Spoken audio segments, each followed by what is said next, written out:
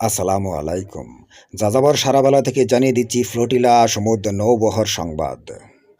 ফ্লোটিলার গাজায় প্রবেশ নিশ্চিত করার জন্য বিশ্বের কাছে ম্যান্ডেলার নাতির আহ্বান। DBC news.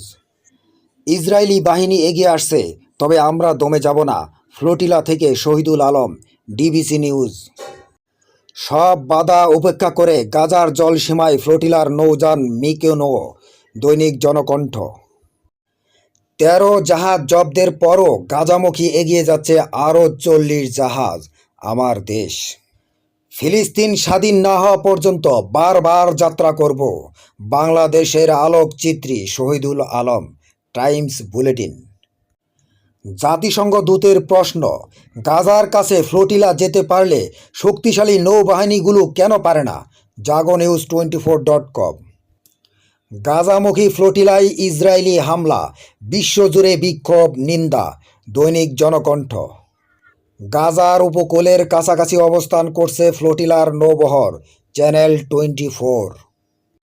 পরবর্তী ভিডিও পেতে দয়া করে একটু সাবস্ক্রাইব করুন অথবা ফলো দিয়ে সঙ্গে থাকুন। ধন্যবাদ।